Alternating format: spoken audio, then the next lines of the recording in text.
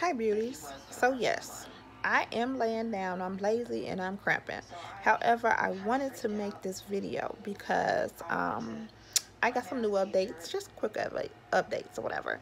So I know my last video was about me venting about my frustration with having to wait like a month just to see my personal doctor. So my recruiter actually did text me on Friday, and he was just basically following up about did I receive my medical records, and I'm like, no. It's definitely like taking forever for that. And it's just via mail from Oakbrook, so I'm like, I really don't understand this process. But anyway, I told him that, my personal doctor will take about a month for me to get a closeout letter just saying that I am healthy enough. And what I did was asked him, like, do I have to go to my specific doctor or can I get it from any other doctor with a better schedule? Anyway, so get it from any other doctor with a better schedule. Pretty much what she can do, what he can do, is look up my file and look up my labs and stuff that I recently had done back in the end of June, and say that I am healthy enough, please. So yeah, that's tomorrow. I have an appointment right after work about 5:15 for that. Yep, so fingers crossed, guys. um about my work day today, beautiful. My boss was not in today, so I worked at my own pace and I looked up some more research. So as far as the research, I don't know why I'm always itching doing videos, like I'm scratching. But anyway, so as far as the work thing go, in my research I looked up, I had looked into birth control and, you know, how you end up pregnant. Well, not how, because we know how. But if you end up pregnant during the military, and that procedure and how it goes. So it can go two ways as far as the if you get pregnant in the military. So you can either be discharged if you are like a single parent and you don't necessarily have any help. So you'll be discharged, it'll be a medical discharge, and you have 10, well, either way it go, you have 12 weeks off to take care of your child. So you get the 12 weeks off from after you give birth or when you leave the hospital. That's when the 12 weeks start. Now, the other part you can go is if you're married. So if you're married and you get pregnant and, you deliver your baby, you can live as a family on the base and raise your child. And you don't have to worry about doing a guardianship, which I forgot. So let's say you are single and you have your baby and you still want to be a part of the army and you don't want to be discharged.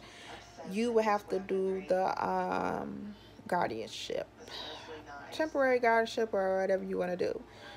And that's why I say if I was a parent, I would not be considering the army. But I understand you do what you have to do for your child. So I don't want to talk too fast, but not down for temporary custody. So that's that with the pregnancy and how would it go. So then that question led me to birth control. Like, basically if you're not really looking good getting pregnant in the military, which they did say it comes some type of stigma, which is like any other job. I know people who got fired because of their pregnancy. Because I know women that need maternal, leave time and stuff, just all kind of crazy stuff. But anyway, so that led me to the birth control part. And for me, I have been on Depo since, I was 18 off and on. And, I just get it every 3 months. And pretty much that's how I'm childless. So it's very effective. But what I was reading was it's kind of unaccessible. So, I mean, there is birth control available, but it's unaccessible. So let's say you're getting deployed for a whole year and you're on a depot shot and you need it every 3 months. Like, that's not going to work. But there are other forms like birth control pills if you're good with that. But if you're on a restricted schedule, you know, and you have to take birth control pills like at the same time every day. So if you're on a restricted schedule, that may not work either. Now, most women do the IUD, which has to be inserted, and it can be inserted for like lengthy periods of the time. So most people do that. Now, I can see that being an option if you're like deployed for like a year or whatever. But other than that, you know, I'm not really down with the insertion.